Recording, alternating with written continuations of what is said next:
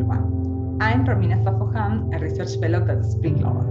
SPRI is collaborating with UNICEF Ghana to determine the impacts of COVID-19 pandemic on their children using a national representative longitudinal phone survey administered by the Ghana Statistical Service. In this presentation, I will briefly introduce some of the main findings obtained from this study based on the first wave of data collected in June 2020, that is 3 months after Ghana's government initially implemented COVID restrictions on March 16, 2020. In a country where already before the pandemic, around 1/3 of children lived in monetary poor households and 2/3 of children lacked access to essential goods and services, a secondary effect of the pandemic and government interventions that could not be discarded is the increase in poverty. In June 2020, more than half of the children lived in households where the primary breadwinner stopped working, mostly because of reasons related to the pandemic. Moreover, 79% of children faced a reduction in total household income since March 16. Food security during the pandemic is also a concern. 24% of the children aged 6 months to 14 years had fewer meals than usual in the 4 weeks before the June survey. For 11% of these children, this regularly occurred, 3 or 4 times per week, and another 11% had often fewer meals than usual, nearly every day. The national closure of schools in March led 44% of the households with children that usually receive meals from school feeding programs without this possibility.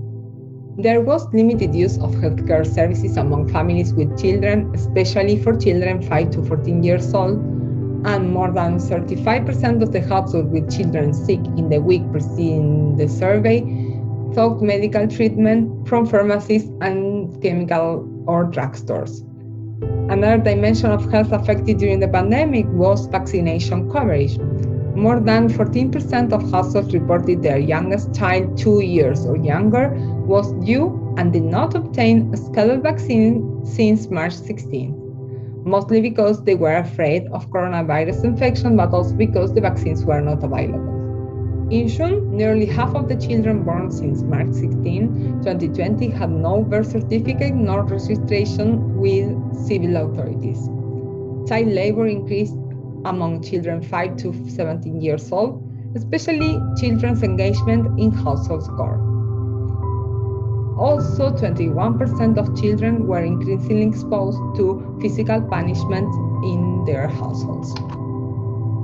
Since school's closure in mid-March, a significant share of children usually attending primary and junior high school or senior high school had not engaged in any educational learning activities.